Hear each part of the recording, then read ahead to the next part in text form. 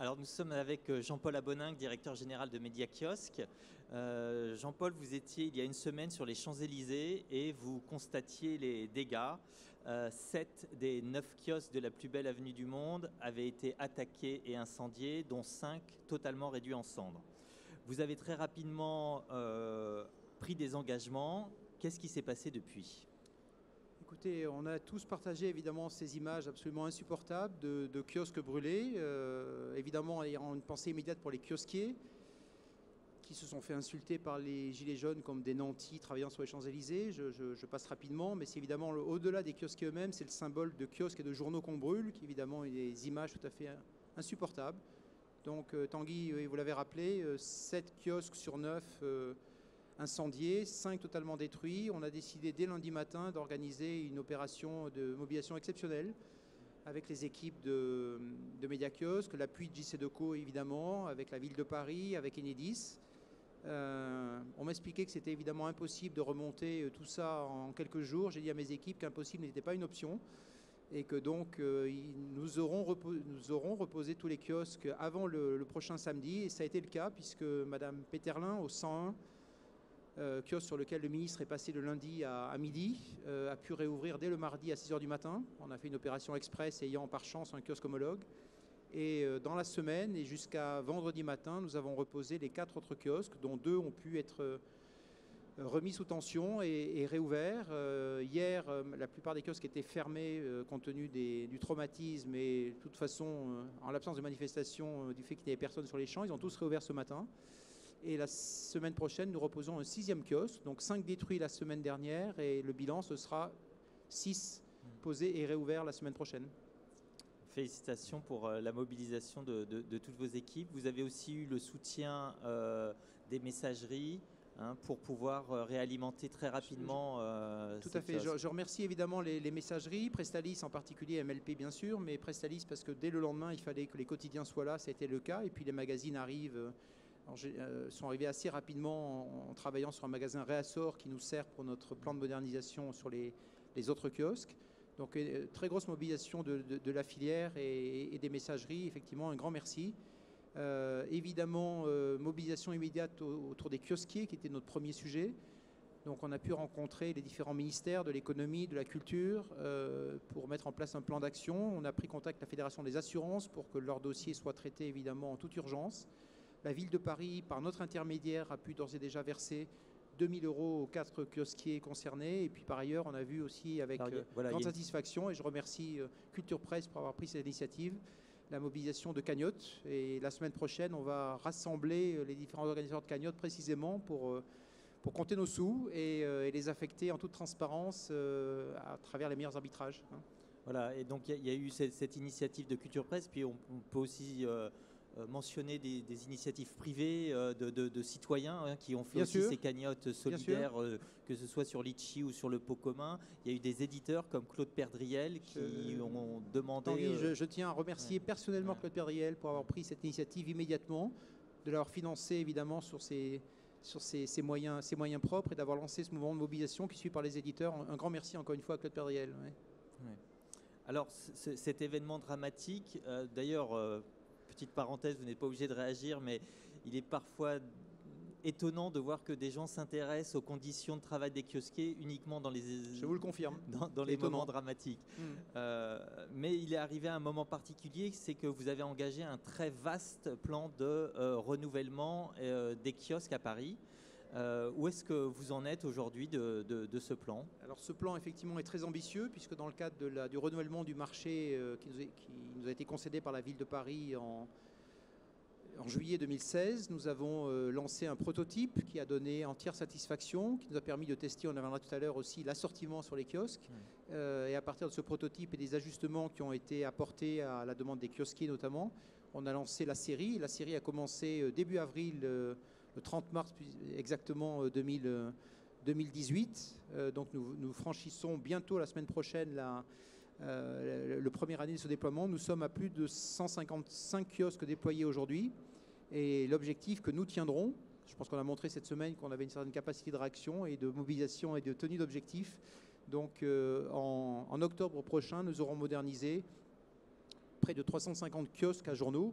l'ensemble du parc, puisque sur Paris, il y aura également 50 autres kiosques, mais à vocation désormais associative, qui étaient des kiosques fermés et qu'on n'avait pas vocation à réouvrir. Mais les 350 kiosques de presse seront tous modernisés, ils sont informatisés, vous le savez, c'est un investissement très significatif. Et je remercie évidemment mon actionnaire, Jean-Charles Decaux, qui finance à hauteur de 58 millions d'euros cet investissement considérable, jamais vu évidemment.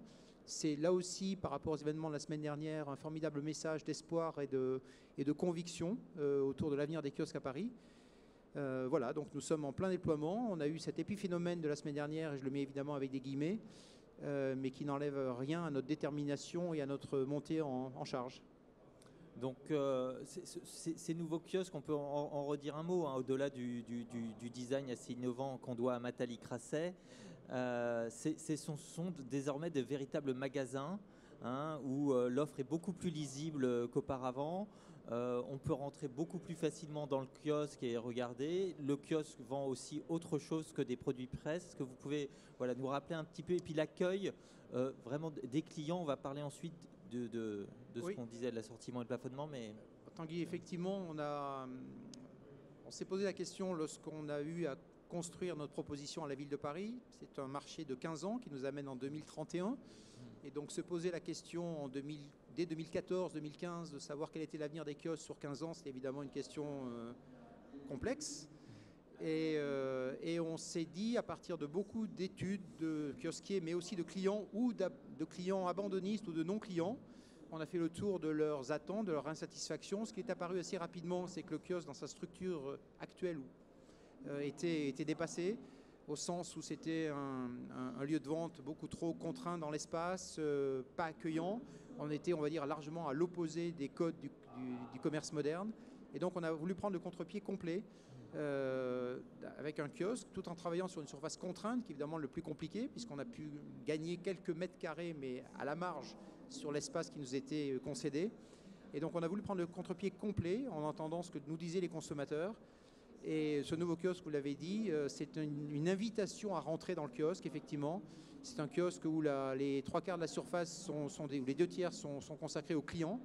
C'est un kiosque beaucoup plus ouvert, beaucoup plus éclairé, et dans lequel, effectivement, le kiosquier a des conditions de travail qui sont améliorées, mais dans lequel le client, je veux dire, a l'approche privilégiée.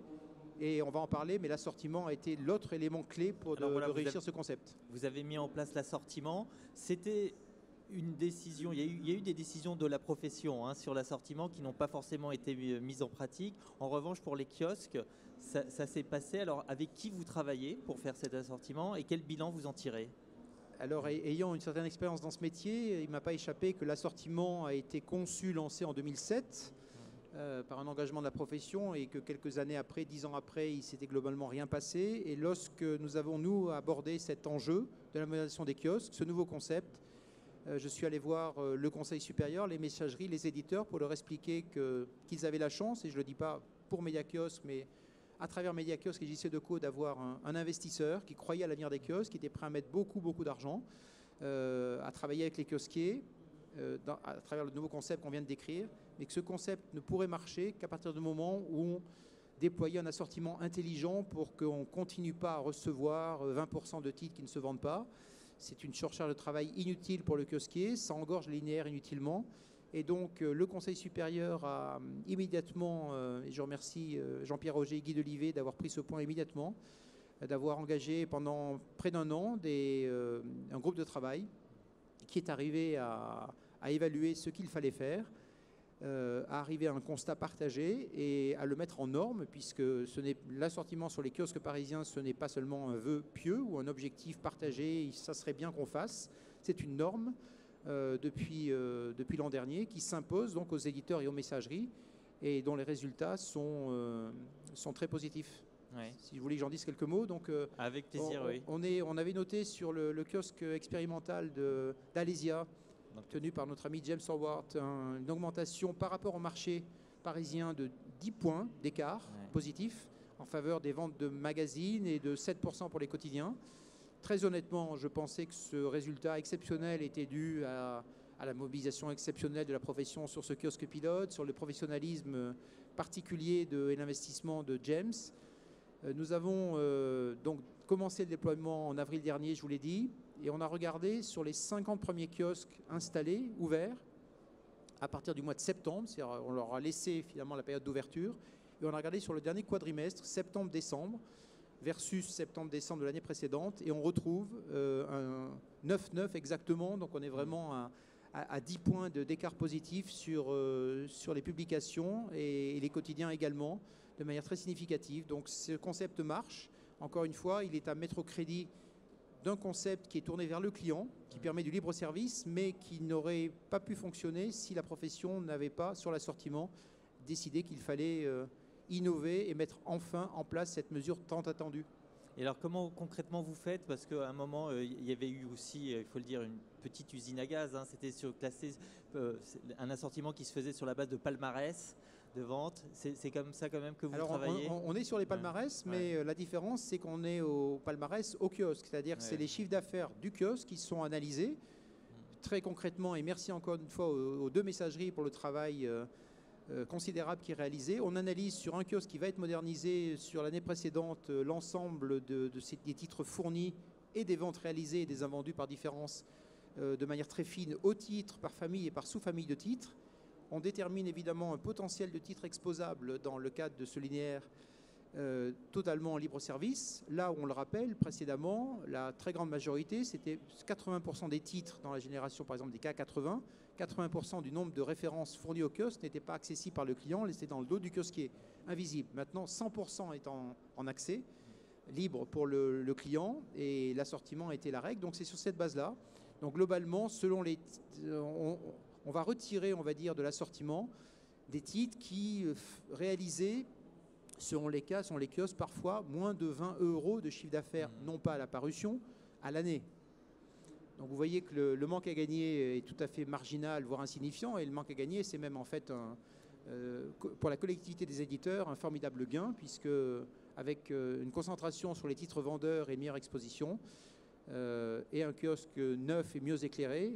Entre nous, on ne réinvente pas la poudre, hein, c'est des éléments de commerce moderne assez évidents. Les résultats sont au rendez-vous. Et les clients, on a parlé des kiosquiers et des éditeurs, mais les clients aussi qu'on a interrogés sont tout à fait enthousiastes. On a des taux de satisfaction qui ressemblent à un plébiscite à plus de 90% sur le plaisir de découvrir ces nouveaux kiosques, le plaisir de pouvoir s'y arrêter, quelles que soient les conditions de climat. Quand il pleut, encore plus, mais de manière générale.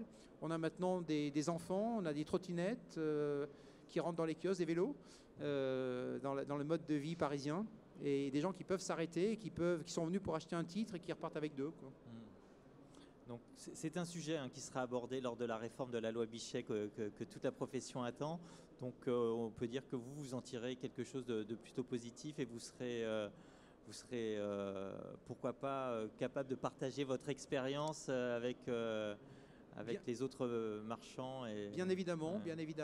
Culture Presse, je pense, a regardé avec beaucoup d'intérêt ce pilote sur les kiosques, puisque la démonstration est faite qu'en partant du marchand, avec un concept de modernisation aussi, qui est un élément clé, une informatisation, c'est un élément important, je m'arrête 30 secondes, c'est que nous finançons non seulement la modernisation du kiosque, mais l'informatisation. Il y avait sur 340 kiosques actifs à Paris, 15 kiosques qui étaient informatisés, qui avaient fait le choix individuellement de s'informatiser. Là, les 340 ou 50 demain seront tous informatisés. Nous finançons l'informatique, nous les formons.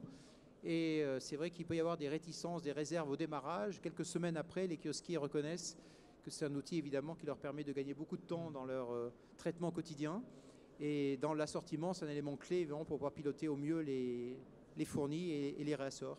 Alors pour terminer, Mediakiosque n'est pas présent qu'à Paris, puisque vous avez 780 kiosques, je crois, dans toute la France. Donc il y a certes aussi la région parisienne, mais aussi le sud de la France et puis Lyon et d'autres villes. Est-ce que vous pouvez nous dire si vous menez le même plan de rénovation et de développement Alors on continue depuis des années.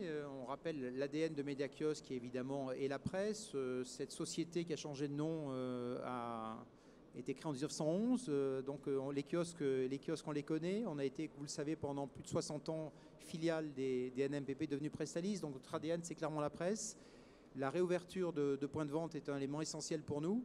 Et au-delà de Paris, effectivement, on continue à mener activement avec notre équipe réseau un plan de développement très significatif. Si on sort de Paris, le Grand Paris et l'Île-de-France en particulier, où on compte malheureusement une accélération des fermetures de points de vente. C'est un axe pour nous très important où on crée entre 20 et 30 nouveaux kiosques par an.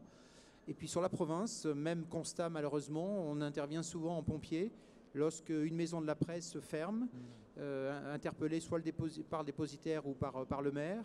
Et on a un plan de développement, on est très présent sur la région PACA en particulier, mais on intervient, on crée des kiosques, je veux dire, à longueur d'année, avec un modèle économique, notamment en banlieue et en province, qui est assis, parce qu'on parle de la presse évidemment, qui est notre enjeu majeur, mais dans le modèle économique, et ça vaudra pour Paris aussi, il faut que nos kiosquiers puissent gagner des conditions de travail et de rémunération évidemment améliorées. La presse, on se bat, mais on connaît malheureusement la tendance baissière. Donc il faut que la diversification passe par là. Et en Ile-de-France et en province, systématiquement, nos kiosques ont les produits de jeux, Française des Jeux et PMU, qui sont évidemment un élément tout à fait essentiel pour drainer du monde qui vient pour jouer, mais qui va consolider l'économie du kiosquier et qui va acheter aussi de la presse. Voilà, on a une attente à Paris, on a exprimé auprès de la ville de Paris également cette attente. Il faut attendre encore quelques mois pour qu'elle puisse se mettre en œuvre, mais il est clair que c'est un élément clé de la consolidation économique des kiosques. D'accord, donc ça c'est un peu une nouveauté aussi que vous nous annoncez, c'est que bientôt les kiosquiers parisiens pourront faire les produits de la Française des Jeux. Je ne peux pas vous l'annoncer parce que ce sera une décision de la ville de Paris et nous travaillons avec elle, mais on ne doute pas que dans des échéances à venir, ce point sera pris. Ouais. Très bien, eh bien merci beaucoup Jean-Paul Aboninck, très bon salon. Merci Tanguy.